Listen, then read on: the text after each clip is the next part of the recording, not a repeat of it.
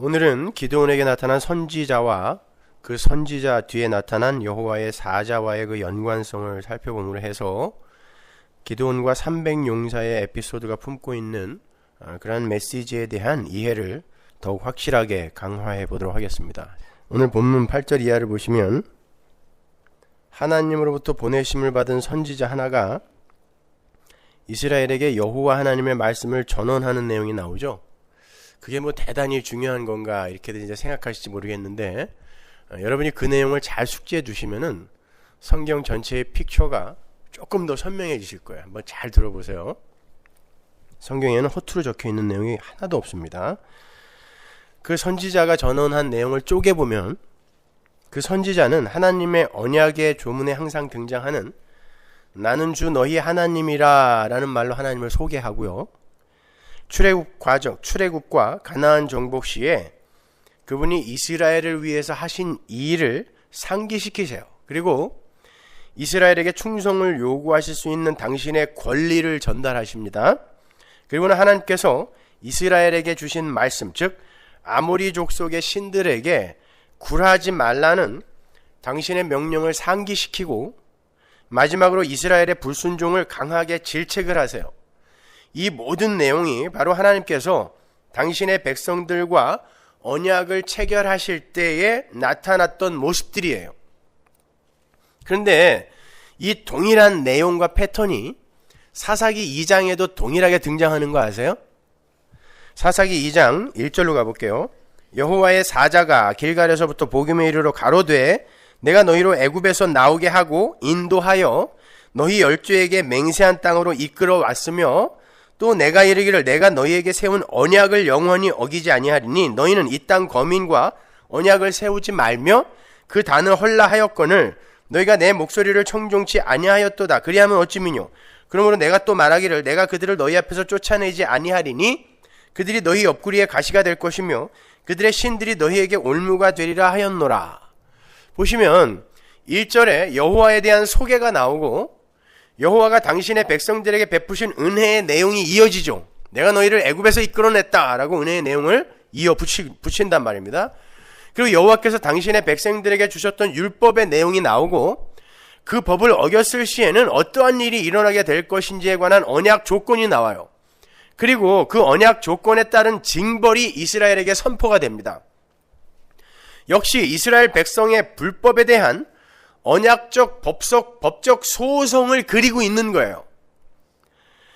그런데 오늘 본문에서는 그러한 언약적 법적 소송을 하는 이가 선지자인 반면에 여기 2장에서 언약의 중보자로 나서는 이는 여호와의 사자죠.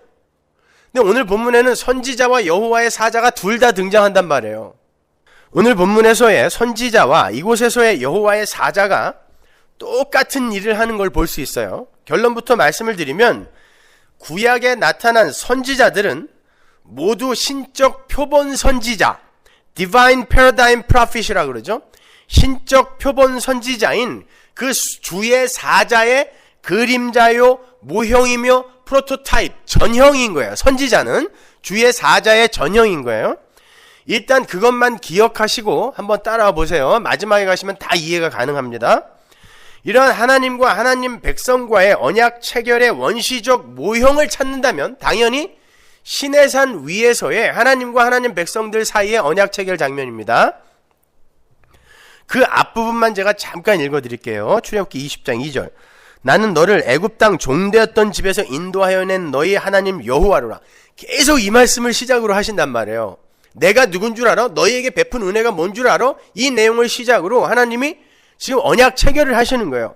너는 나 외에는 다른 신들을 내게 잇기 말지니라. 율법이 나오죠. 너를 위하여 새긴 우상을 만들지 말고 또 위로 하늘에 있는 것이나 아래로 땅에 있는 것이나 땅 아래 물속에 있는 것에 아무 형상이든지 만들지 말며 그것들에게 절하지 말며 그것들을 섬기지 말라. 나 여호와 너희 하나님은 질투하는 하나님인즉 나를 미워하는 자의 죄를 갚되 아비로부터 아들에게로 3, 4대까지 이르게 하거니와 나를 사랑하고 내 계명을 지키는 자에게는 1000대까지 은혜를 베푸느니라. 너는 너희 하나님 여호와의 이름을 망령되이 일컫지 말라. 나 여호와는 나의 이름을 망령되이 일컫는 자를 죄 없다 하지 아니하리라. 여기도 보시면 여호와의 소개가 나오고 그분이 이스라엘에게 베푼 은혜의 내용이 나와요. 나는 너를 애굽 땅 종되었던 집에서 인도하여 낸 하나님이다 라고 이렇게 소개가 나와요. 그리고는 하나님의 법이 명령으로 떨어지죠. 그리고 그 법을 어겼을 시에는 어떤 징벌이 내려지게 될지, 그것을 잘 수행해 내었을 때는 어떤 상이 주어지게 될지에 대한 언약 조건이 이어져요. 똑같은 패턴으로 하나님과 이스라엘의 언약 체결이 이루어지는 거예요. 여기에서의 언약의 중보자는 모세라는 선지자입니다. 시내산 위에서의 언약의 중보자는 모세라는 선지자란 말이에요. 이 모세라는 인물은요, 구속사 안에서 표본 선지자, 즉 모든 선지자들의 표본으로 그 기능적 역할을 부여받은 인물이에요. 클라인 교수님의 논문들을 보면은 거기에 대해서 아주 자세하게 설명이 되어 있는데, 그것까지는 여러분이 다 아실 필요 없고 그냥 모세가 모든 선지자들의 표본 선지자라는 것만 아세요. 그리고 모세는 또 어떤 원형의 선지자의 모형일 뿐인데, 일단 모세는 모든 선지자들의 표본 선지자라는 그것만 좀 알고 따라오시면 돼요. 물론 창세기에 보면은 하나님께서 그랄 왕 아비멜렉에게 아브라함을 놓아주라고 엄포를 하시면서 이는 선지자라 라고 이야기를 하시잖아요. 근데 그거는, 거기에서의 선지자는 우리가 나중에 결론 부분에서 다룰 하나님의 백성들이 갖게 되는 사명과 그 본질의 차원에서의 선지자이지, 구원의 중보자이신 예수 그리스도를 모형하고 있는 그런 특별한 선지자는 모세로부터 시작이 되는 거예요. 그래서 모세를 표본 선지자라고 이야기하는 것입니다. 그렇다면 왜 하나님은 모세를 비롯한 선지자들을 이 세상과 당신과의 사이에 세우셔서 일을 하신 것일까? 그건 하나님과 죄인과의 독대는 절대 불가능하기 때문에 그래요. 제가 지금 왜 기드온에게 선지자와 하나님의 사자가 나타났는가를 설명해 드리는 거예요. 그리고 선지자와 사자가 나타났다라는 것은 어떤 메시지를 함의하고 있는가를 여러분이 아셔야 된단 말입니다. 그래서 다른 부분에서 선지자나 하나님의 사자가 등장했을 때 그것을 이래서 하나님의 사자가 여기 등장하는구나를 이해하실 수 있어요. 구약에서 하나님의 사자가 얼마나 많이 나옵니까? 선지자가 또 얼마나 많이 나오냔 말이에요. 그거를 이해하시려면 오늘 설교를 잘 이해하셔야 된단 말입니다. 출애굽기 19장 24절 보세요. 여호와께서 그에게 이르시되 가라, 너는 내려가서 아론과 함께 올라오고 제사장들과 백성에게는 돌파하고 나 여호와에게로 올라오지 못하게 하라. 내가 그들을 돌격할까 하노라. 모세가 백성에게 내려가서 그들에게 고하니라. 죄인들은 하나님의 거룩 앞에 나서게 되면은 죽어요. 하나님이 돌격해서 죽여버린단 말입니다. 그래서 실제로 하나님의 영광이 이스라엘에게 나타났더니 이스라엘이 어떻게 했어요? 벌벌벌벌 떨면서 모세에게 부탁을 하죠. 그 다음 장 가보세요. 출애굽기 20장 18절. 뭇 백성이 우레와 번개와 나팔 소리와 산의 연기를 본지라 그들이 볼 때에 떨며 멀리 서서 모세에게 이르되 당신이 우리에게 말씀하소서 우리가 들으리이다. 하나님이 우리에게 말씀하시지 말게 하소서 우리가 죽을까 하나이다. 그래서 하나님이 선지자를 세우시는 거예요. 중간에. 하나님의 사자를 중간에 세우시는 거란 말입니다. 그렇다면 선지자들은 어떻게 해서 하나님의 임재 앞에서도 죽지 않고 살 수 있었는가? 다 죽어야 되거든요. 모세도 선지자로 불림을 받고 애굽으로 떠나는데 하나님이 죽이려고 쫓아간다니까요. 그런데 그에게 어떤 사건이 일어나요? 아들에게 할례 행하라 그러잖아요. 할례는 뭐예요? 죽어야 할 어떤 자 대신에 누군가가 죽었다라는 그 증거를 몸의 흔적으로 갖는 걸 할례라 그래요. 그러니까 모세는 예수 그리스도의 할례를 근거로 하여 산자가 되어 죄사함을 받은 자가 되어 구원자로 중보자로 나서게 되는 거거든요. 그러니까 선지자들은 하나님에게 용서받은 자가 되어서 하나님의 일에 투입이 되는 거예요.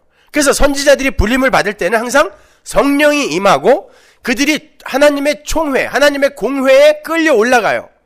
그리고 죄사함을 받아요. 이사야 같은 사람 보세요. 입술을 찢어버리죠. 그래서 죄 없는 자가 되어서 나가는 거예요. 그러니까 선지자들은 성령을 받고 죄사함을 받아서 하나님의 지성소에 무상으로 드나들 수 있는 하나님의 백성들의 그 모형으로 존재했던 기능적 일꾼들이에요. 하나님의 백성들, 지금 요 중보자를 보내어서 하나님께로 끌어당길 하나님의 백성들은 바로 이러한 모습으로 용서가 되어서 하나님 나라에 들어가게 될 것이다를 설명해주는 기능적 일꾼들이란 말이에요. 그게 선지자란 말입니다. 그런데 그러한 하나님의 백성이 가야 할 길을 원형으로 보여주고 가신 분이 예수 그리스도잖아요. 그래서 예수 그리스도가, 하나님이신 예수 그리스도가 성령을 받는 것으로 공생애를 시작하시는 거예요. 예수께서 성령을 받으시고 그때부터 순환의 길을 가세요. 성령을 받자마자 그때부터 대적들이 예수님을 공격하고 괴롭히기 시작하는데 결국 십자가에서 못 박아 죽여버린단 말입니다. 그러나 하나님의 능력으로 다시 살아나시죠.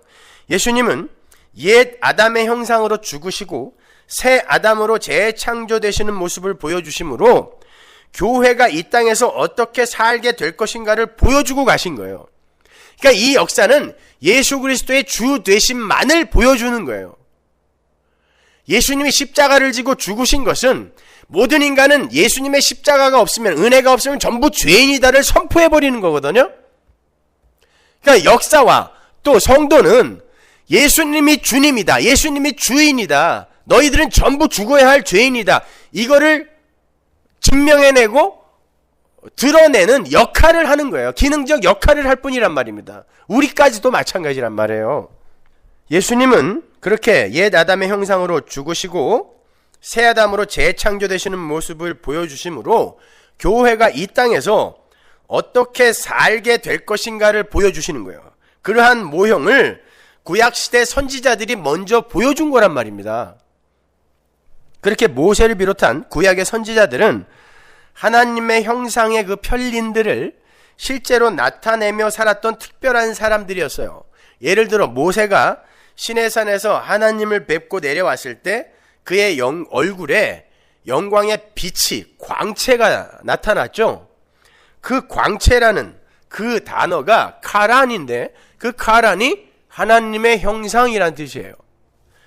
출애굽기 34장 29절 보세요. 모세가 그 증거의 두 판을 자기 손에 들고 시내산에서 내려오니 그 산에서 내려올 때 모세는 자기가 여호와와 말씀하였음을 인하여 얼굴 꺼풀에 광채가 나나 깨닫지 못하였더라.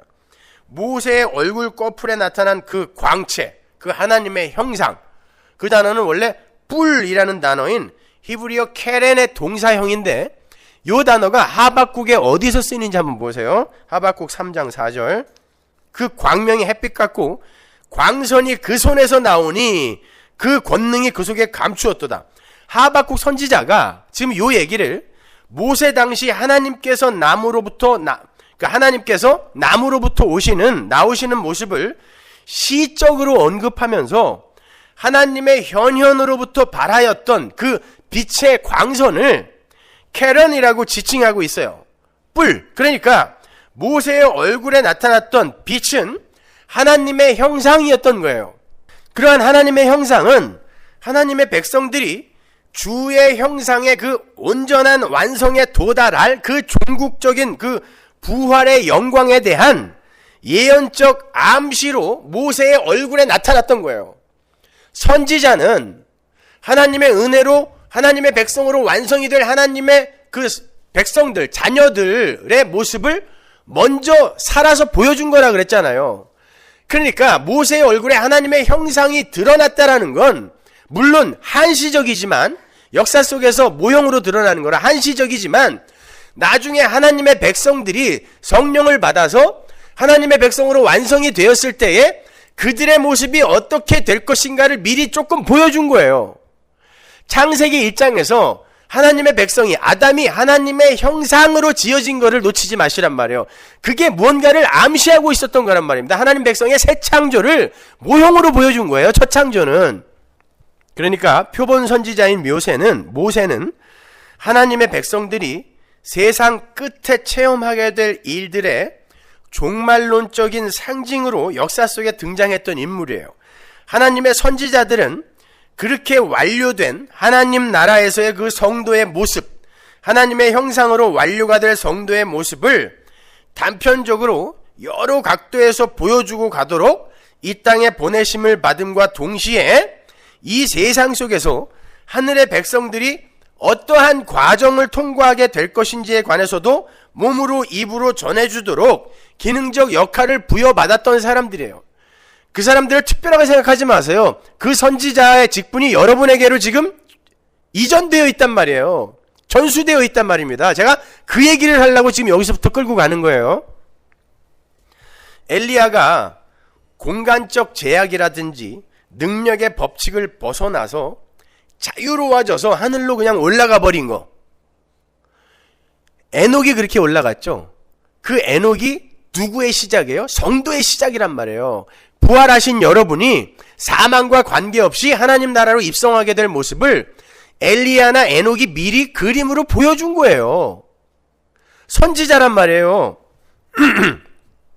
그건 엘리야에게만 주어진 하나님의 은혜가 아니라 우리 모든 성도들이 종국적으로 부여받게 될 모습이었단 말이야. 뿐만 아니라 그러한 선지자들이 모두 순교를 당하거나 아니면 이사야처럼 수년간을 벌거벗고 다녀야 하는 그런 수치를 통과한다거나, 그게 뭐였어요? 죄 지은 자들의 부끄러운 벌거벗은 모습을 이사야 보고 살으라고 그런 거야. 벌거벗어. 이사야는 그냥 하나님에게 부름을 받았다라는 이유 하나만으로 그냥 벌거벗고 3년을 돌아다녔어야 됐어요. 이게 세상의 실체란다를 보여주려고. 그게 선지자라니까요. 하나님이 벗어 그럼 벗는 거예요. 입어 그럼 입는 것입니다. 그리고 에스겔처럼 아내를 졸지에 잃어버리고, 그건 간음한 하나님의 아내들, 신부들, 하나님의 백성들의 종국, 죽음으로, 사망으로 끝나야 할 하나님의 백성들의 종국에 대해서 미리 암시해서 보여준 거예요. 물론 예수 그리스도의 십자가가 그들을 살려내지만 예수의 십자가가 없었다면 너희들은 이렇게 될 수밖에 없었다라는 걸 에스겔의 와이프를 죽여버림으로 말미암아 하나님이 보이신다니까요. 선지자예요, 그것이. 거기다가 에스겔을 벙어리를 만들어버리죠. 뭘 읽어봤어야 알지. 그건 죄인들에게는 하나님의 교훈과 계시가 절대 전달되어질 수 없다라는 걸 에스겔 통하여 보여주는 거예요. 거기다가 에스겔에게 병을 주어서 꼼짝 못하게 만들어버려요. 그거는 죄로 인해서 죽어야 할 자들의 종국적인 모습을 또 한 번 보여준 거예요. 그러니까 성도는 나중에 제가 이 선지자 직분이 성도에게 어떻게 전수가 되는지를 가르쳐 드릴 텐데, 결론부터 말씀드리자면 성도는, 하나님의 선지자로서 이 세상에 살아야 할 성도는 그렇게 자기가 원하는 걸 얻어내기 위해 하나님을 방법과 도구로 수단으로 끌어당길 수 있는 사람들이 아니라 하나님이 누구시며 그분이 하신 일이 무엇인지를 드러내게 하기 위해 병에 걸릴 수도 있고 가족들에게 사건과 사고가 생길 수도 있고 그냥 하나님이 담는 그릇으로 사는 거예요. 그래서 기독교 신앙은 나 중심이 되면 안 되는 것입니다. 그건 전부 가짜예요. 내 소원, 내 비전, 내 야망, 내 문제 해결, 이걸 위해 하나님의 이름을 부르는 자는 100% 다 가짜입니다. 물론 과정에 하나님의 백성으로서 완성의 단계에 도달하는 과정에 있는 사람일 수 있지만, 끝까지 그렇게 간다면, 그리고 기독교를 그렇게 오해하고 있다면 그 사람은 성령 받은 자 아니에요. 기독교의 주인공은 예수 그리스도입니다. 그렇게 선지자는 성도가 이 땅에서 통과해야 할 신앙의 여정을 그대로 살기도 하고, 이 세상의 실체와 그들에 대한 경고 또한 몸으로 살아내야 하는 특별한 사람들이었어요.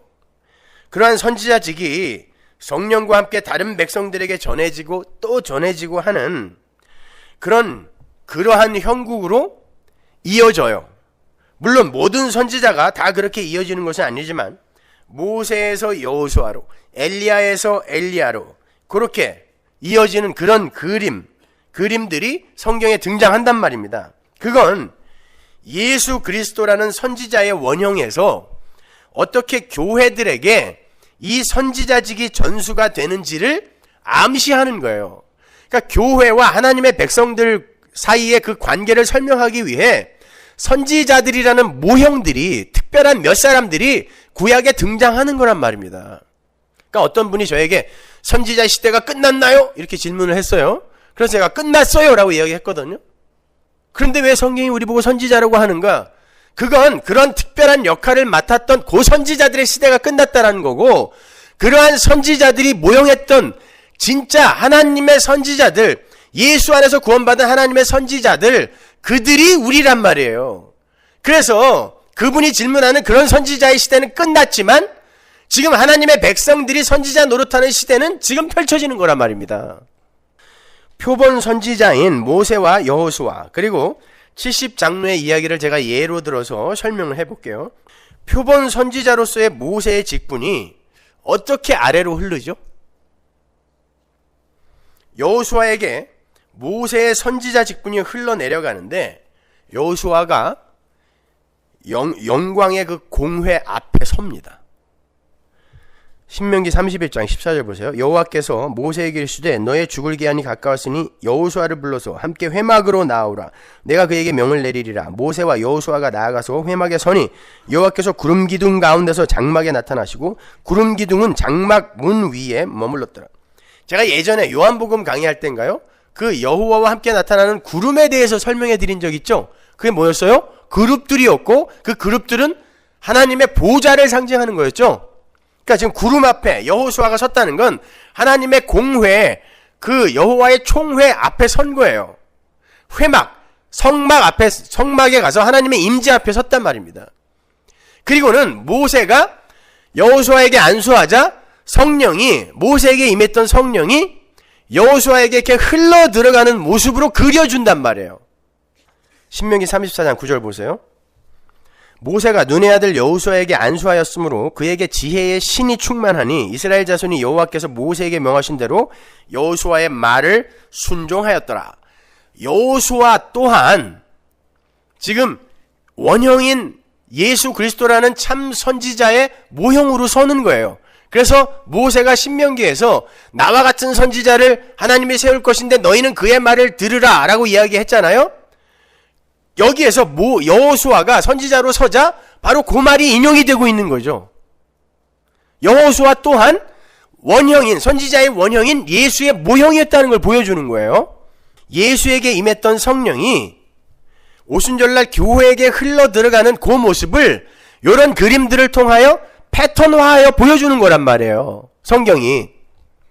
출애굽기 18장과 민수기 11장을 보면 이러한 모세의 선지자적 기능을 70인의 장로들이 나누어 받는 듯한 그림이 등장을 해요. 그 70인의 장로를 세우는 건 목사 혼자 교회를 이끌어 나가는 거 힘드니까 하나님께서 장로의 제도를 출애굽기에서 주셨구나, 이렇게 생각하시면 안 된단 말입니다. 그 이야기 하는 거 아니에요. 모세가 하나님께 자기 혼자의 힘으로는 이스라엘을 다스리기가 너무 힘들다고 불평을 하자 하나님께서 70인의 장로를 세워라 그래요. 민수기 11장 16절 보세요. 여호와께서 모세에게 이르시되 이스라엘 노인 중 백성의 장로와 유사되는 줄을 내가 아는 자 70인을 모아 데리고 회막 내 앞에 이르러 거기서 너와 함께 서게 하라. 내가 강림하여 거기서 너와 말하고 내게 임한 신을 그들에게도 임하게 하리니 그들이 너와 함께 백성의 짐을 담당하고 너 혼자 지지 아니하리라. 보세요. 표본 선지자인 모세의 사법적 직분이 70인에게 분담이 되는데, 여호수아가 모세의 선지자직을 물려받을 때처럼 그들이 성막 앞으로 가서 그 앞에 서요. 하나님의 공회에 들어간 거예요. 그리고 그들에게 성령이 임하여 모세에게 임했던 모세에게 주어졌던 사법적 직분이 그들에게 쫙 나눠져 가는 거예요. 그러자 성령이 그들에게 임하자 그들이 예언을 하죠. 그들에게 선지자적 직분, 나중에 제가 다음에 찾아드리겠지만 선지자는 성령을 받아서 하나님의 말씀을 그대로 전달하는 역할을 하는 자거든요. 그들이 예언을 했다라는 건 바로 그들에게 그러한 선지자 직분이 흘러 들어갔다라는 걸 보여주는 거예요. 한시적인 거예요. 그 후에도 70장로가 계속 예언했다 이런 말 없어요. 사법적 직분 그리고 선지자적 직분이 그들에게 모세로부터 흘러 들어갔다라는 걸 그림으로 보여주는 거예요. 그게 도대체 뭐가 그렇게 중요한 것인가? 들어보세요. 민수기 11장 25절 보세요. 여호와께서 구름 가운데 강림하사 모세에게 말씀하시고 그에게 임한 신을 70장로에게도 임하게 하시니 신이 임하신 때에 그들이 예언을 하다가 다시는 아니하였더라. 보세요. 예언을 잠깐 했던 건 예언, 성령 받은 자는 무조건 예언을 하게 된다 이런 게 아니에요. 그래서 다시는 하지 않았다는 말이 거기 도장처럼 박혀 있는 거예요. 잠깐 예언을 했던 건 모세에게 주어졌던 선지자적 직분이 그들에게 나누어졌다는 것을 보여주는 거예요. 여기에서 쓰인 동사가 히브리어 아사알인데 그건 아버지의 유업이 아들에게 전달되어질 때 쓰이는 단어예요. 그 단어가 17절에서도 동시에 쓰였어요.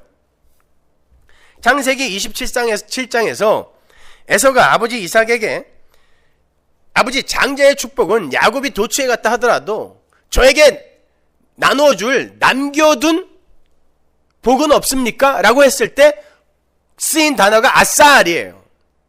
그러니까 아버지가 아들에게 주는 유업.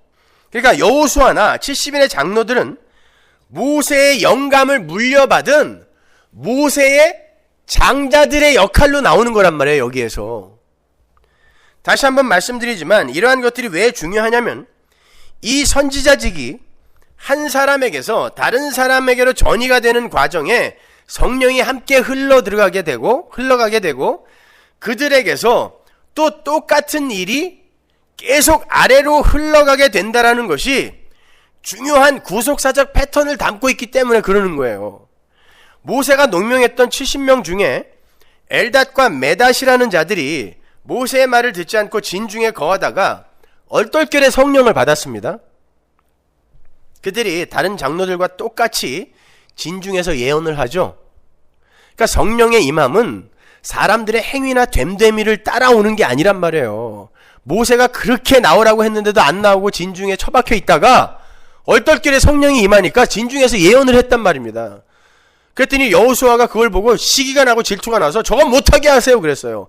그때 모세가 뭐라고 하는지 보세요.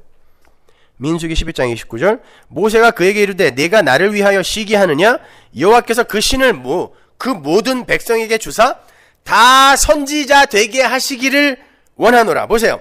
모세는 지금 70인의 장로들을 선지자라고 부르고 있죠. 그리고 그렇게 하나님의 신 성령을 받은 자들은 다 선지자라고 불러요. 그러한 모세의 소원이 실제화되어 나타난 사건이 오순절 성령 강림 사건이에요. 여기에서 모든 자는 하나님의 백성들만을 가리키는 거예요. 오순절날 마가의 다락방에 성령이 임하자 각 나라의 방언으로 하나님의 큰 일이 선포되어졌죠. 이게 예언이에요. 하나님의 일이 인간들이 알아들을 수 있는 말로 선포되어지는 걸 성경이 예언이라 그래요. 포춘 텔링이 아니란 말입니다. 교회가 성령의 강림으로 말미암아 선지자적 공동체로 재탄생하는 모습을 보여주는 거예요.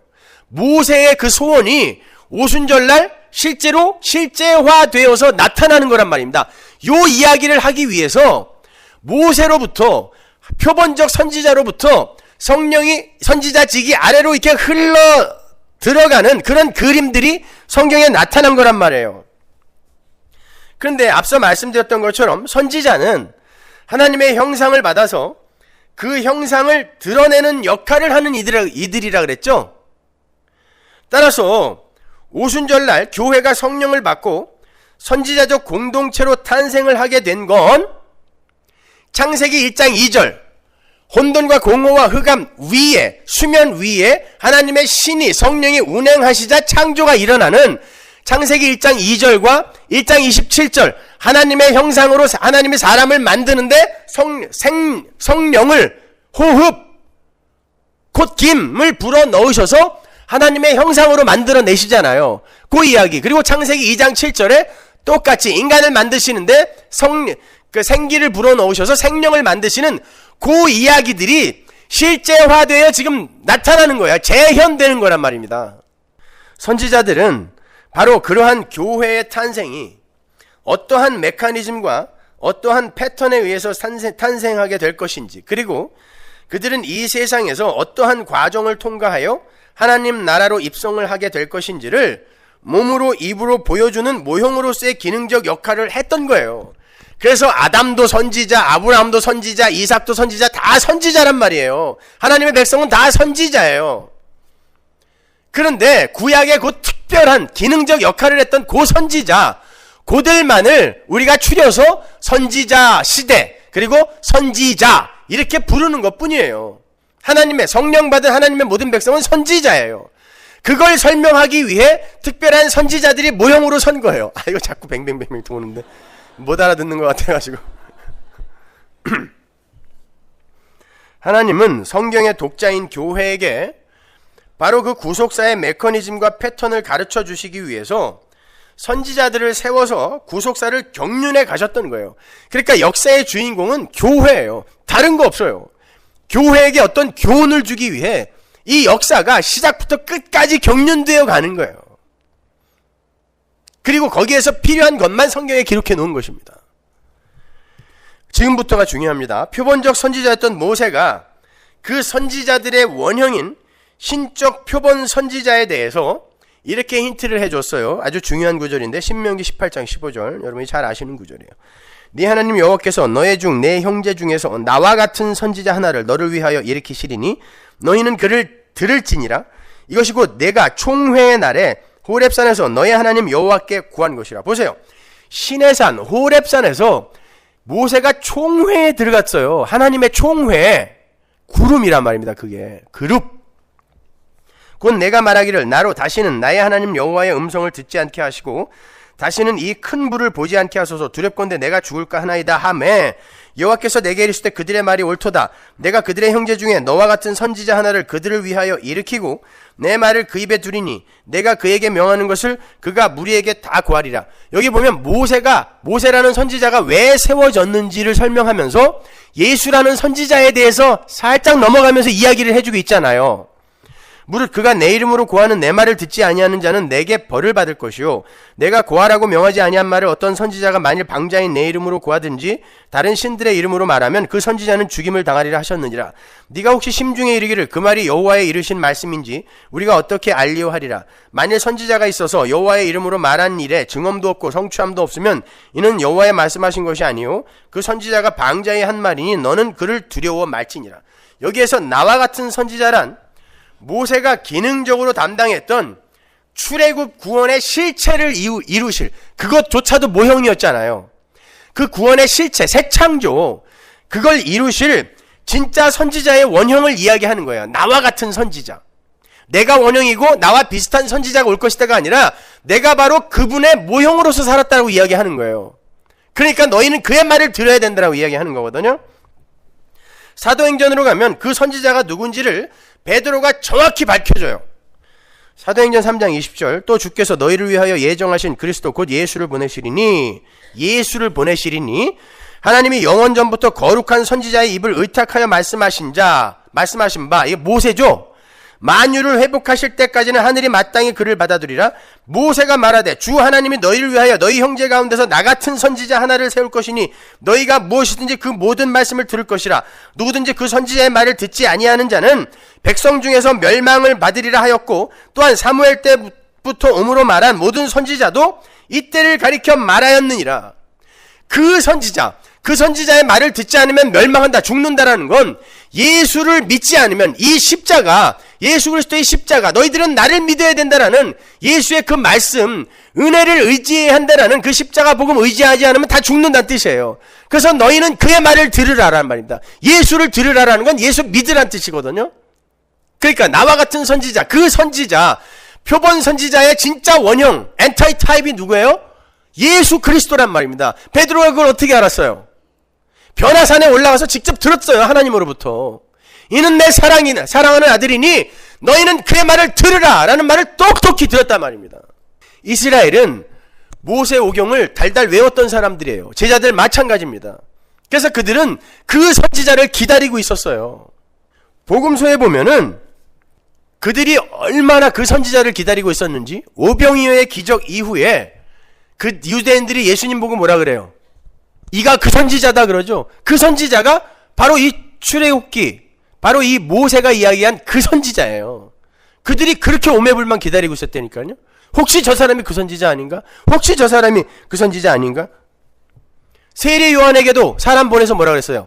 네가 그 선지자냐? 물어봤죠. 보세요. 유대인들은 그 선지자를 그렇게 오매불만 기다리고 있었단 말입니다. 그런데 베드로 앞에 바로 그 선지자가 나타난 거예요. 차마 눈을 뜨고 볼 수 없는 광채가 나는, 보세요, 광채가 나는 예수님이 자기 눈앞에 서 있는데 그 위로 하늘이 열리면서 하나님의 음성을 들려주시는데, 이가 내 사랑하는 아들이니까 너희는 그의 말을 들어라, 그를 믿으라는 거예요. 그 일이 왜 일어났죠? 예수님이 돌아가신다고 하니까 제자들이 전부 침울해졌잖아요. 그때 예수님이 아니야, 그게 끝이 아니야, 이걸 보여주기 위해 피로 잔 제임스를 데리고 올라가서 그 영광스러운 모습을 보여준 거예요. 하나님이 뭐라 그래요? 너희는 그의 말을 들으라. 뭐예요?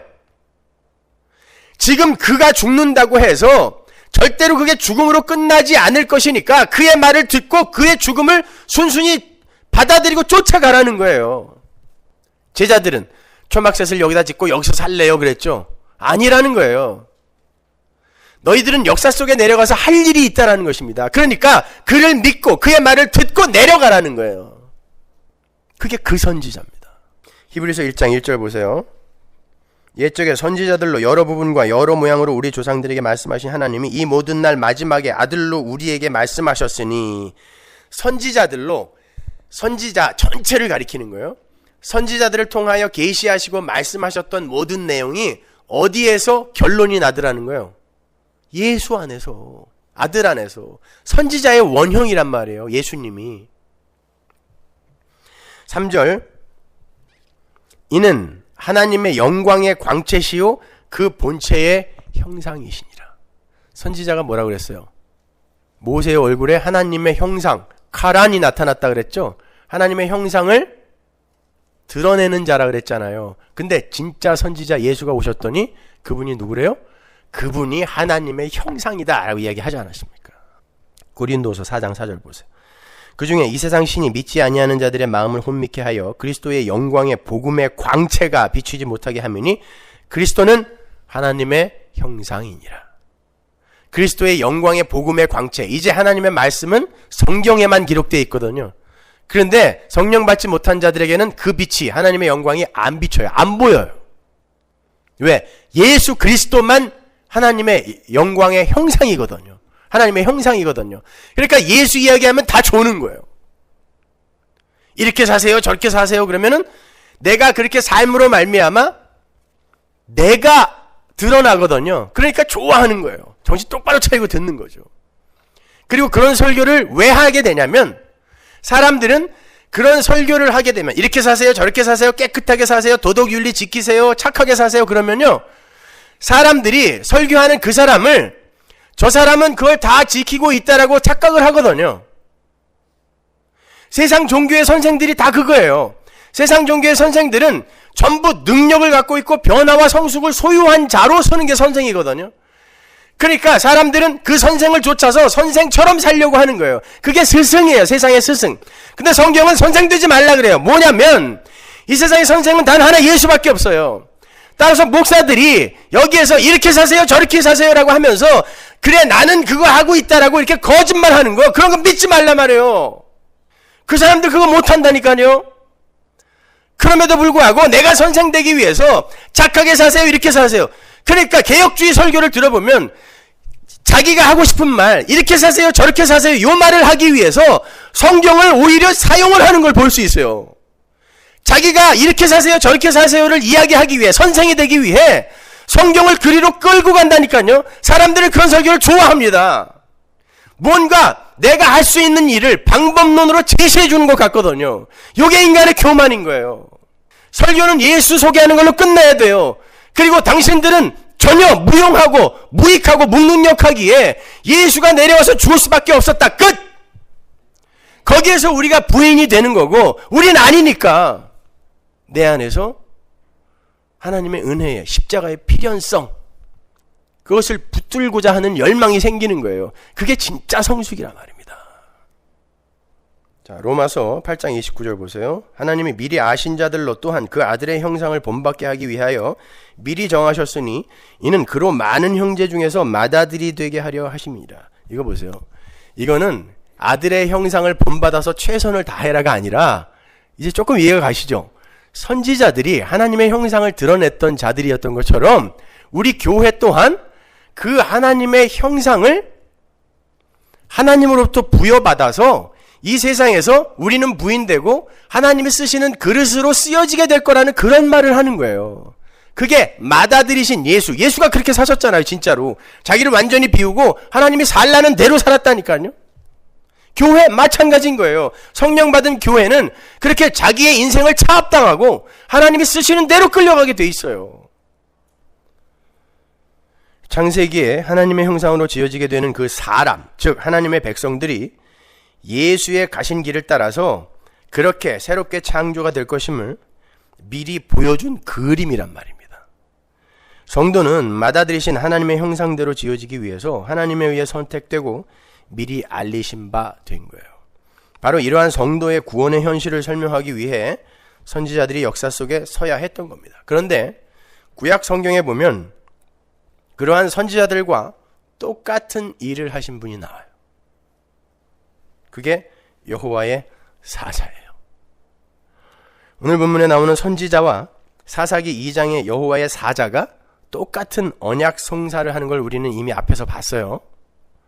이사야서로 가면 선지자 이사야가 모세라는 선지자와 하나님의 사자를 동일한 존재로 막 혼용해서 쓰는 걸 볼 수가 있어요.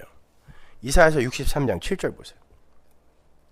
내가 여호와께서 우리에게 베푸신 모든 자비와 그 찬송을 말하며 그 긍휼을 따라 그 많은 자비를 따라 이스라엘 집에 베푸신 큰 은총을 말하리라.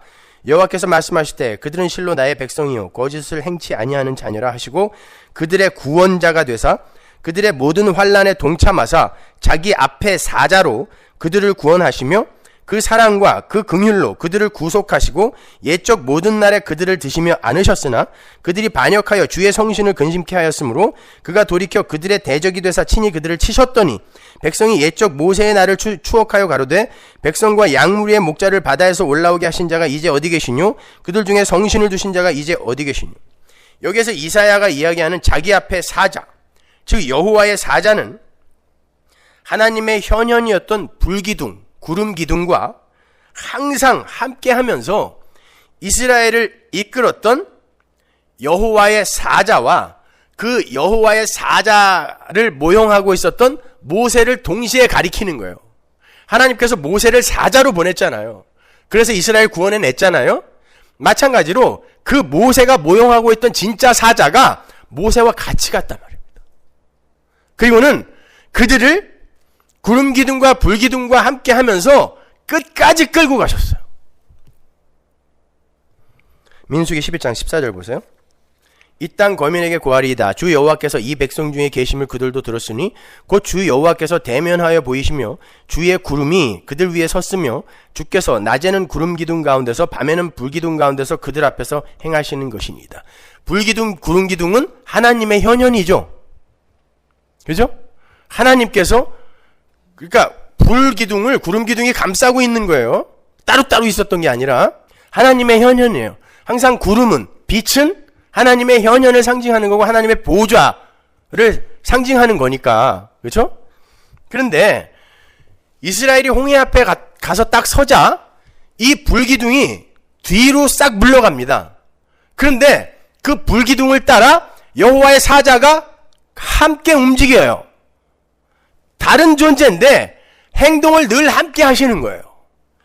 출애굽기 14장 19절 보세요. 이스라엘 진 앞에 행하던 하나님의 사자가 옮겨 그 뒤로 행하며 구름 기둥도 앞에서 그 뒤로 옮겨 애굽 진과 이스라엘 진 사이에 이르러 서니 저편은 구름과 흑암이 있고 이 편은 밤이 광명하므로 밤새도록 저편이 이 편에 가까이 못하였더라. 보세요. 구름 기둥이 뒤로 갔더니 한쪽은 광명이고 한쪽은 밤이에요. 구름 기둥과 불 기둥은 하나라는 거죠. 근데 여호와의 사자가 먼저 옮겨가니까 구름 기둥이 따라가고 계속 함께 하는 거예요. 사자와 하나님의 현현이. 삼위일체는 창세기 1장 1절부터 등장하는 거예요. 그 여호와의 사자가 누구겠습니까? 출애굽기 3장 1절 보세요. 모세가 그 장인 미디안 제사장 이드로의 양무리를 치더니 그 무리를 광야 서편으로 인도하여 하나님의 산 호렙에 이르매 여호와의 사자가 떨기나무 불꽃 가운데서 그에게 나타나시니라. 그가 보니 떨기나무에 불이 붙었으나 사라지지 아니하는지라. 이에 가로되 내가 돌이켜 가서 이 큰 광경을 보리라. 떨기나무가 어찌하여 타지 아니하는가 하는 동시에 여호와께서 그가 보려고 돌이켜 오는 것을 보신지라. 하나님이 떨기나무 가운데서 그를 불러 가라사대 모세야 모세야 하시매 그가 가로되 내가 여기 있나이다. 조금 아까는 여호와의 사자라고 그러더니 여기서는 여호와라 그러고 또 여기서는 엘로힘 하나님이라 그러고 막 뒤죽박죽이에요. 하나님이 가라사대 이리로 가까이 하지 말라. 너의 선 곳은 거룩한 땅이니 내 발에서 신을 벗으라. 또 이르시되 나는 내 조상의 하나님이니 아브라함의 하나님 이삭의 하나님 야곱의 하나님이니라. 모세가 하나님 배웠기를 두려워하여 얼굴을 가리우며 여호와께서 가라사대 내가 애굽에 있는 내 백성의 고통을 정령히 보고 그들이 그 간역자로 인하여 부르짖음을 듣고 그 우고를 알고 내가 내려와서 그들을 애굽인의 손에서 건져내고 그들을 그 땅에서 인도하여 아름답고 광대한 땅 젖과 꿀이 흐르는 땅 곧 가나안 족속 헷 족속 아모리 족속 브리스 족속 히위 족속 여부수 족속의 지방에 이르려 하노라. 모세가 호렙산에서 떨기나무 불꽃으로 나타나신 여호와의 사자를 만나는데 모세가 그 여호와의 사자를 여호와라고 부르기도 하고 엘로힘 하나님이라고 부르기도 해요. 그건 다른 이름이거든요. 여호와라는 이름은 창세기 2장 4절부터 등장하는 언약의 하나님이에요. 엘로힘과는 다른 이름입니다. 근데 8절을 보시면 그 여호와이시면서 여호와의 사자이시니가 내가 내려가서 내 백성을 애굽으로부터 인도하여 내겠다 그러죠. 그러면 그 여호와의 사자 여호와이시면서 여호와로부터 보내심을 받은 여호와의 사자가 누구라는 거예요? 성육신하여 이 땅에 내려오실 예수 그리스도라는 이야기인 거예요. 그러니까 사실은 모세가 한 건 아무것도 없는 거예요. 내가 내려가서 그들을 애굽에서 건져올 건데 너는 나의 모형으로 가서 일을 하라는 거야. 내가 네 안에 그릇인 너 안에 내가 담겨서 내 일을 하겠다는 거예요. 그러니까 모세를 보내면서 내가 내려가서 할 거라고 이야기하는 거예요. 그러니까 선지자는 지들이 할 수 있는 건 아무것도 없는 거예요. 하나님이 거기에 담기면 하나님의 일이 발생이 되는 거예요. 장갑 같은 존재죠. 장갑은 죽어 있는 거지만 주인의 손이 끼어 들어가면 주인의 손이 되는 거예요. 마찬가지예요. 성령 받고 하나님의 선지자로 불림을 받은 여러분이 수고하고 노력하고 열심을 부려서 여러분이 하나님의 일에 도움이 될 게 요만큼도 없어요. 하나님의 일은 뭐예요? 요한복음. 하나님이 보내신 자 예수를 믿는 거. 예수님이 그러시잖아요. 하나님의 일은 하나님이 보내신 예수를 믿는 거. 근데 믿음은 선물. 근데 하나님의 일하고 상 받겠다고 하는 인간들이 제정신이에요? 하나님의 일은 예수를 믿는 거고 믿음은 하나님이 주는 건데 하나님의 일을 하고 상을 받겠다니요. 제가 이번 주일날 부르심에 대해서 설교를 하면서 성경에 나오는 상급에 대한 걸 샅샅이 찾아서 여러분이 다시는 그런 말 못하게 단도리를 할 거예요. 여러분이 어떤 구절에서 그렇게 착각을 하고 오해를 하는지 저는 잘 알고 있어요. 근데 그런 것들을 나중심으로 자꾸 해석을 하니까 상인이 뭐니 헛소리들 하는 거예요. 그러니까 예수님의 성육신은 2000년 전에 처음 일어났던 게 아니라 이 역사가 시작된 그 날부터 예수님의 성육신은 시작된 거예요. 생각해 보세요. 영이신 하나님이 시간과 공간 속으로 들어오는 것 자체가 인카네이션입니다. 하나님에게는 나라가 필요 없어요. 영이신 하나님에게 왜 나라가 필요해요? 근데 그분이 하나님 나라를 만들었다라는 건 우리를 위해 하나님의 신성을 포기했다는 거예요. 그게 예수예요. 무소부재 편재를 포기하셨다니까요. 예수님이 육신을 입으시는 바람에. 그래서 성령이 내려오신 거예요. 그리스도의 영이. 그러한 일을 모세를 비롯한 선지자들을 동원해서 미리 그림으로 예시해 주셨던 거예요. 마찬가지로 이 세상에 선지자로 보내질 우리도 예수님이 하신 일과 그분의 하실 일을 그림자로 모형으로 나타내고 보여주는 자로 사는 거지 우리의 힘과 노력으로 예수님의 일을 돕는 게 아니란 말입니다. 출애굽기 23장 20절 보세요. 내가 사자를 내 앞서 보내어 길에서 너를 보호하여 너로 내가 예비한 곳에 이르게 하리니 내가 내 사자를 네 앞서 보낸다 그러죠. 하나님이 다 하신다는 뜻이에요. 너희는 삼가 그 목소리를 청종하고 그를 노엽게 하지 말라. 또 나오죠. 그의 말을 들으라. 그가 너희 허물을 사하지 아니할 것은 내 이름이 그에게 있습니다. 네가 그 목소리를 잘 청종하고 나의 모든 말대로 행하면 내가 네 원수에게 원수가 되고 네 대적에게 대적이 될지라. 나의 사자가 네 앞서가서 너를 아모리 사람과 헷 사람과 브리스 사람과 가나안 사람과 히윗 사람과 여부스 사람에게로 인도하고 나는 그들을 끊으리니 너는 그들의 신을 숭배하지 말며 섬기지 말며 그들의 소위를 본받지 말고 그것들을 다 회파하며 그 주상을 타파하고 너희 하나님 여호와를 섬겨라. 하나님이 말씀하시는데 여호와의 사자가 일을 할 거라 그러고 사자가 가서 일을 하면 하나님이 가서 마무리 질 거라 그러고 계속해서 하나님이 다 하시는 거예요. 그러니까 너희는 그의 말을 들으라. 믿으라는 거예요. 하나님의 은혜 붙들라는 것입니다. 그게 여호와의 사자가 하시는 일이에요. 여호와의 사자는 하나님의 이름을 가진 분이고 죄를 사할 수 있는 분이에요. 그죠? 그리고 이러한 하나님의 언약사항을 하나님을 대신하여 하나님의 백성들에게 그대로 전하는 분이란 말이에요. 잘 보세요. 하나님이 주시는 언약 체결의 조항들이나 여호와의 사자가 전하는 언약 체결 조항이나 선지자가 전하는 언약 체결 조항이 모두 동일하죠. 그래서 삼손의 아버지인 마노아와 그 아내가 여호와의 사자를 선지자라고도 기록을 한 거예요. 이야기를 한 거예요. 사사기 13장 6절. 이에 그 여인이 가서 그 남편에게 고하여 가로되 하나님의 사람이 내게 임하였는데 그 용모가 하나님의 사자의 용모 같아서 심히 두려움으로 어디서부터 온 것을 내가 묻지 못하였고 그도 자기 이름을 내게 이르지 아니하였으며. 이 하나님의 사람이 구약에서 선지자를 지칭하는 그런 단어거든요. 근데 마노아의 아내가 하나님의 사자를 선지자라고 부르는 거예요. 선지자, 나비라는 단어와 동일한 단어란 말입니다. 17절. 마노아가 또 여호와의 사자에게 말씀하되 당신의 이름이 무엇이니까 당신의 말씀이 이룰 때에 우리가 당신을 존숭하리이다. 여호와의 사자가 그에게 이르시되 어찌하여 이를 묻느냐. 내 이름은 기묘니라. 기묘 어디서 봤어요? 이사야서에서 평강의 왕이 오시는데 그분의 이름이 누구예요? 기묘란 모사라. 내 이름이 기묘래요. 여호와의 사자가. 이에 마노아가 염소 새끼 하나와 소제물을 취하여 반석 위에서 여호와께 드리매.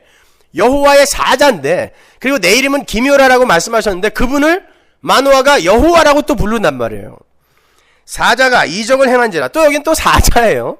마노아 그 아내가 본즉 불꽃이 단에서부터 하늘로 올라가는 동시에 여호와의 사자가 단 불꽃 가운데로 쫓아 올라간지라.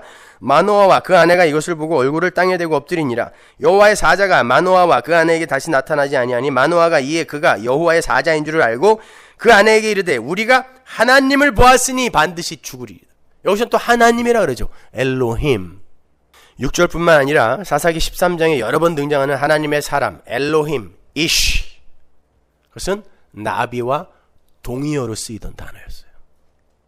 선지자, 하나님, 엘로힘, 여호와, 여호와의 사자 막 혼용되어서 쓰이고 있잖아요. 말라기에서는 그 사자가 이렇게 예언이 되고 있어요. 말라기 3장 1절.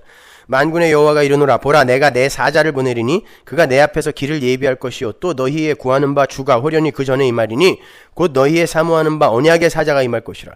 그의 임하는 날을 누가 능히 당하며 그의 나타나는 때에 누가 능히 서리오. 그는 금을 연단하는 자의 불과 패백하는 자의 잿물과 같을 것이라. 그가 은을 연단하여 깨끗게 하는 자같이 앉아서 레위 자손을 깨끗게 하되 금은같이 그들을 연단하리니 그들이 의로운 제물을 나 여호와께 드릴 것이라. 그때 유다와 예루살렘의 헌물이 옛날과 고대와 같이 나 여호와께 기쁨이 되려니와 내가 심판하러 너희에게 임할 것이라. 이 여호와의 사자. 근데 말라기 4장에 보면 이 여호와의 사자의 앞에 누가 온다 그래요? 엘리야. 근데 그 엘리야가 누구라 그래? 예수님이? 세례 요한. 그러니까 여호와의 사자는 누구? 예수님이란 말입니다. 스가랴서 3장 1절 보세요. 그 여호와의 사자가 무엇을 하시는 분인지. 대제사장 여호수아는 여호와의 사자 앞에 섰고 사단은 그의 우편에 서서 그를 대적하는 것을 여호와께서 내게 보이시니라. 대제사장 여호수아라는 건 모세의 제자 여호수아 아니에요. 대제사장, 율법주의의 거두죠. 이스라엘 전체를 모형하는 거예요. 대제사장 여호수아. 우리를 이야기하는 거예요. 예수님이 그 옆에 섰고 사단이 그 우측에 서 있어요. 그리고는 사단이 이 교회를 계속 대적하는 거예요. 뭐 때문에? 너 더러운 옷 입었네 이렇게. 너 그 옷 입고 어떻게 하나님 나라 갈래? 계속 그 행위를 갖고 그의 삶을 갖고 됨됨이를 갖고 계속 대적하는 거예요. 근데 여호와의 사자가 그 옆에 서 있네요. 근데 그분이 뭘 하시는지 보세요. 여호와께서 사단에게 이르시되 사단아 여호와가 너를 책망하노라. 예루살렘을 택한 여호와가 너를 책망하노라. 이는 불에서 꺼낸 그슬린 나무가 아니냐 하실 때에 여호수아가 더러운 옷을 입고, 이 더러운 옷이 어디 나왔어요? 이사야서 64장에서 filthy rag, 우리의 모든 의인은, 최선의 의인은 filthy rag, 더러운 옷, 똥꼴레다 해서 그 옷이에요. 자기 의의 옷을 입고 대제사장 여호수아가 그 더러운 옷을 입고 하나님 앞에 서 있는 거예요. 그랬더니 사단이 이거 봐, 이 더러운 옷을 입고 어떻게 너 하나님께 갈 거야 이야기하는 거예요. 대적하는 거예요. 여호와께서 자기 앞에 선 자들에게 명하사, 여기서 여호와께서라고 번역이 되어 있는데 원어로 보면 여호와의 사자께서예요. 그런 걸 제대로 번역했어야 되는 건데, 여호와의 사자께서 자기 앞에 선 자들에게 명하사 그 더러운 옷을 벗기라 하시고, 또 여호수아에게 이르시되 내가 네 죄가를 제하여 버렸으니 네게 아름다운 옷을 입히리라 하시기로, 내가 말하되 정한관을 그 머리에 씌우소서 하며 곧 정한관을 그 머리에 씌우며 옷을 입히고 여호와의 사자는 곁에 섰더라. 사탄은 어떻게 됐더라? 찍쌌더라. 계속 참소를 하는데 여호와의 사자가 괜찮아 야 벗겨, 그 다음에 새 옷을 입혀줘요.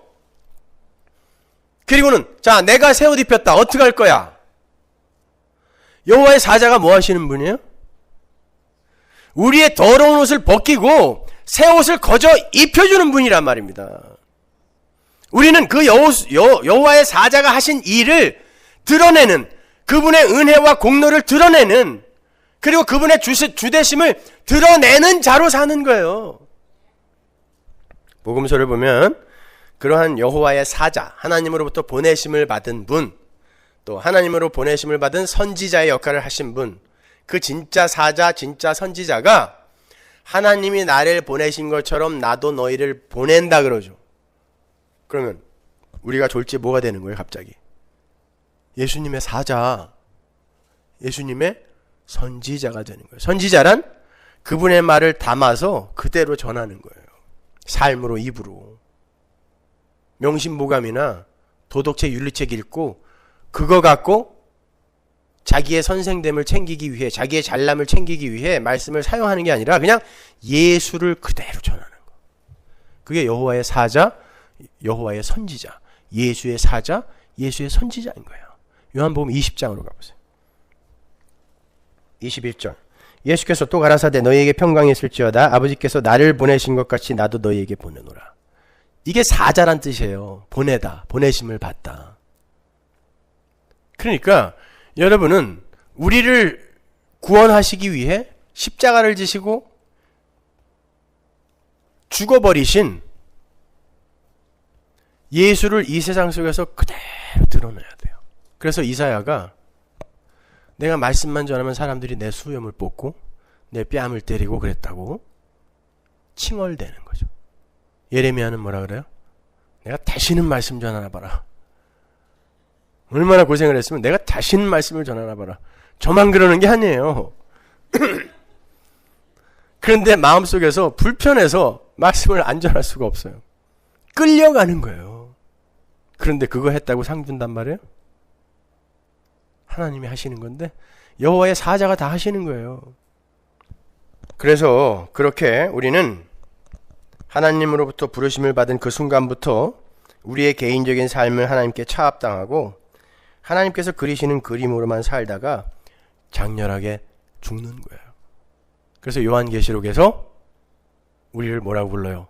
두 증인, 두 선지자라고 부르잖아요. 선지자. 구약의 그 선지자들 말고 진짜 선지자. 근데 그 두 선지자가 어떻게 됐어요? 바벨론 길가에서 죽습니다. 계시록 11장 3절 보세요. 내가 나의 두 증인에게 권세를 주리니 저희가 굵은 베옷을 입고 1260일을 예언하리라. 이건 3년 반이죠. 42개월, 한때 두때 반때. 이는 이 땅의 주 앞에 섰는 두 감람나무와 두 촛대니 만일 누구든지 저희를 해하고자 한즉 저희 입에서 불이 나서 그 원수를 소멸할지니 누구든지 해하려 하면 반드시 이와 같이 죽임을 당하리라. 저희가 권세를 가지고 하늘을 닫아 그 예언을 하는 날 동안 비오지 못하게 하고 또 권세를 가지고 물을 변하여 피 되게 하고 아무 때든지 원하는 대로 여러 가지 재앙으로 땅을 치리로다. 저희가 그 증거를 마칠 때 무정행으로부터 올라오는 짐승이 저희로 더불어 전쟁을 일으켜 저희를 이기고 저희를 죽일 터인즉 저희 시체가 큰 성 길에 있으리니 그 성은 영적으로 하면 소돔이라고도 하고 애굽이라고도 하니 곧 저희 주께서 십자가에 못 박히신 곳이니라. 백성들과 족속과 방언과 나라 중에서 사람들이 그 시체를 사흘 반 동안을 목도하며 무덤에 장사하지 못하게 하리로다. 이 두 선지자가 땅에 거하는 자들을 괴롭게 한 고로 땅에 거하는 자들이 저희의 죽음을 즐거워하고 기뻐하여 서로 예물을 보내리라 하더라. 3일 반 후에 하나님께로부터 생기가 저희 속에 들어가매 저희가 발로 일어서니 구경하는 자들이 크게 두려워하더라. 하늘로부터 큰 음성이 있어 이리로 올라오라 함을 저희가 듣고 구름을 타고 하늘로 올라가니 저희 원수들도 구경하더라. 어떠세요? 너무 명료하죠? 하나님의 백성들은 큰 성 길, 바벨론 길가에서 맞아 죽어요. 근데 거기가 어디냐면 예수가 십자가에 못 박히신 곳이래요. 근데 그들이 사흘 반 동안 죽어 있대요. 사흘 반은 3년 반의 모형인 거죠. 3년 반은 반이래. 그건 우리의 인생을 이야기하는 거예요. 그동안에 죽어 있어요. 근데 그렇게 죽어 있는 그 삶을 세상이 키득키득거리면서 잔치를 벌이면서 좋아해요. 그런데 이 삶이 3년 반, 사흘 반이 지나자 이 죽은 흙에 생기가 들어가더니 얘들이 살아나는 거예요. 이들이 산자다를 보여주는 거예요. 역사 속에서 죽는 자들이 산자다를 보여주는 거예요. 그래서 예수님이 사흘 만에 살아난 거고 우리들이 이 한때 두때 반때의 삶을 죽은 자로 살다가 비로소 사는 거예요. 이게 창세기 1장 2절, 1장 27절, 2장 4절에 생기가 죽은 흙에 들어가서 하나님의 형상으로 창조가 되는 그 이야기인 거예요. 그게 선지자의 이야기, 하나님의 사자의 이야기에서 계속 반복되어 그려지고 있는 것입니다. 얼마나 많은 걸 배운 거예요, 오늘 그러니까. 창세기부터 요한계시록까지는 그 이야기예요. 새 창조에 관한 이야기. 오직 예수의 은혜로 시작되고 완료되는 새 창조의 이야기. 그럼 이제 오늘 본문으로 돌아와 보잔 말이에요. 기드온에게 나타나서 하나님의 전쟁터로 기드온을 보내는 선지자 여호와의 사자가 누구예요? 예수 그리스도. 그러면 기드온에게 전쟁터 나가서 뭐 하라는 거예요? 죽으라는 거예요. 네가 죽는 게 내가 이기는 거라는 거예요. 그래서 기드온은 300명으로 낮아지는 거고 하나님이 승리를 쟁취해내시는 거예요. 그리고 그 승리를 기드온에게 주는 것입니다. 그게 성도의 인생인 거예요. 여러분은 13만 5천 앞에 300으로 낮아지는 거, 죽는 거예요. 근데 하나님이 거기에서 승리를 쟁취해내시는 거예요. 우리의 삶 속에서 하나님의 영광이 드러나면 여러분 이긴 거예요. 여러분이 드러난 순간 여러분은 패배하는 겁니다. 기드온의 이야기 앞에 왜 여호와의 사자와 선지자가 이렇게 등장하는지 아시겠죠? 그 짤막한 이야기 속에 성경 전체가 들어가 있는 거예요. 그렇게 성도는 자기의 힘으로 단 한 발짝도 움직일 수 없는 자신의 실체를 신앙생활을 통하여 폭로당해야 돼요. 그리고 그러한 자기 자신을 인정하고 수긍할 수 있어야 돼요. 그리고 그 자리에서 하나님의 은혜의 필연성을 배워야 되는 거예요. 자기 안에서 일어난 모든 의로운 것은 다 하나님의 은혜로 주어진 것임을 드러내기 위해서 성도는 이 세상에서 이름도 자랑도 명예도 인기도 챙기지 못하고 바벨론 길가에서 장렬하게 300으로 전사하는 거예요. 따라서 성도의 인생은 탄식으로 점철이 될 수밖에 없어요. 성경이 이겨라 끝까지 인내해라 그러니까 끝까지 인내하기 위해서는 어떻게 해야 돼요? 이를 악물어야죠. 악물고 으라차차 기합을 넣어야죠. 근데 성경이 성도의 인생인 그 인내하는 기간을 기합 넣는 기간이라고 하지 않고 이를 악무는 기간이라 하지 않고 탄식하는 기간이라고 이야기를 해요. 인내와 탄식이 어울립니까? 어떠세요? 인내와 탄식이 어울려요? 엿기를 들으려면 으라차차 하고 들어야지 이러고 들어요? 그런데 성경은 이겨라 인내해라 그러면서 탄식하는 기간이래요. 그 기간이. 고린도후서 5장 4절 보세요. 이 장막에 있는 우리가 짐진 것 같이 탄식하는 것은 벗고자 함이 아니요 오직 더 짓고자 함이 죽을 것이 생명에게 삼킨 바 되게 하려 함이라. 바울이 성도의 인생을 탄식의 인생이라고 진술하죠. 그 이유는 벗고자 함이 아니라 덧 입고자 함이기 때문이라고 그래요. 벗고자 함은 뭐예요? 내가 이 육신을 스스로의 힘으로 벗겠다는 거죠. 행위를 이야기하는 거예요. 그럴 때는 으라차차 기합을 넣을 수 있어요. 할 수 있다. 한번 해보자. 덧 입고자 하는 건 뭐죠? 나는 아무것도 할 수 없고요. 아무런 공로 없기 때문에 하나님이 준비하신 의의 옷을 그냥 입어야 되는 자네요. 1위로 내려가게 되면, 내가 300으로 밀려 내려가게 되면 내 자존심이 죽고 내 옛사람이 죽어가는 거예요. 내 야망과 비전이 죽는 겁니다. 그러니까 탄식이 있을 수밖에 없는 거죠. 여러분이 지금 보신 것처럼 바울은 왜 탄식을 했냐면, 내가 그동안에는 내 열심으로 로마서 10장의 이야기처럼 열심을 부렸는데 이게 옷 벗기거든요. 근데 그 열심을 갖고 교회와 예수를 핍박했단 말이에요. 그래서 로마서 3장 21절의 이야기처럼 예수의 의를 입으려고 했더니 그때부터 내가 쪼다가 되어가는 거예요. 난 아무것도 아닌 자가 되는 거예요. 연약한 자로 하나님이 계속 밀어붙이는 거예요. 사도로 부름을 받았는데 바구니 타고 도망가야 돼. 가는 곳마다 배가 난파가 돼. 가는 곳마다 대적들이 있고 개척한 교회에서 늘 쫓겨나고 저는 가짜라고.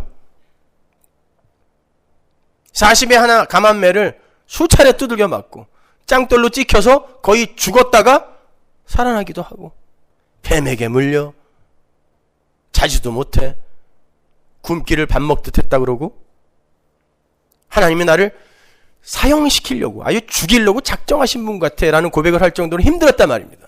왜 그럴까요? 하나님의 사자, 선지자는 하나님의 형상을 드러내는 자라 그랬죠. 그는 그의 인생을 차압당하는 거죠. 그의 인생을 차압당하고 하나님의 은혜로만 사는 자들은, 얘야, 네가 왜 강해야 돼? 너한테 힘이 왜 필요해? 내가 네 힘인데. 그러니까 너는 그냥 약하게 있어. 야, 바구니 타고 도망가. 괜찮아. 감옥에 들어가. 그러나 너는 천지를 만든 내가 붙들고 있다를 보여주는 거예요. 그래서 약할 때 강함이 되는 겁니다.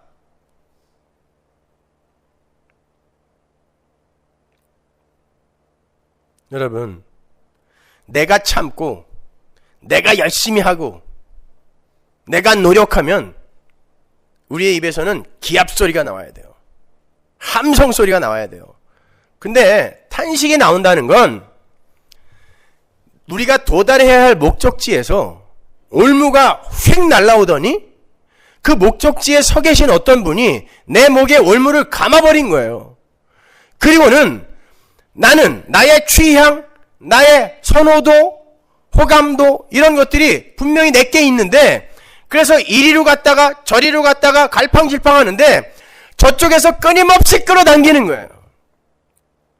일로 갔다가 다시 앞으로 갔다가 일로 갔다가 앞으로 갔다가 이렇게 끌려가니까, 밖에서 올무를 걸어 끌고 가니까 나는 가기 싫어요. 내 취향이 저기가 아니거든요.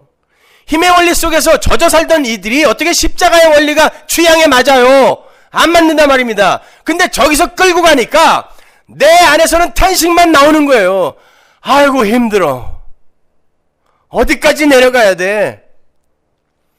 그런데 하나님이 반드시 끌고 갈 거기 때문에 우리는 참게 되어 있어요. 중도에 실패가 안 돼요. 그래서 그 인내의 기간이 탄식의 기간이 되는 거예요. 기합 소리를 으라차차 내는 기간이 아니라.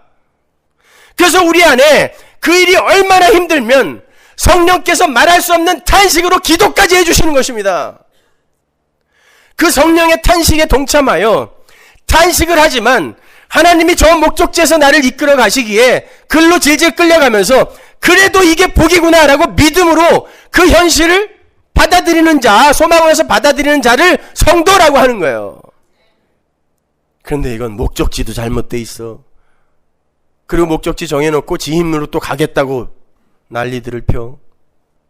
하나님은 뭐 하냔 말이에요. 어디서 하나님이 드러납니까? 여러분은 기드온처럼 하나님의 전쟁터로 하나님의 사자에 의해서, 선지자에 의해서 보내심을 받은 분들이에요. 그러면 여러분은 그 보내신 자가 살았던 그 삶을 그대로 사셔야 돼요. 십자가까지는 아직 안 내려갔잖아요. 그 자리까지 밀려 내려가실 겁니다. 그 길이 힘들고 어려워도 여러분의 인생 속에서 탄식밖에 나오지 않아도 여러분 안에서 말할 수 없는 탄식으로 여러분을 위해서 기도하시는 성령이 계시다는 거. 그래서 나는 이 탄식 속에서도 반드시 끝까지 참을 수밖에 없고 인내할 수밖에 없고 그리로 끌려갈 수밖에 없다라는 거. 확실하게 붙드시고 살아 계세요. 그러다 보면 내가 그렇게 조금씩 포기되면 그래 어차피 갈 거 가자. 좋은 곳이니까 하나님이 끌고 가는 거 아니야. 가자. 이런 열심이 생기게 되어 있습니다.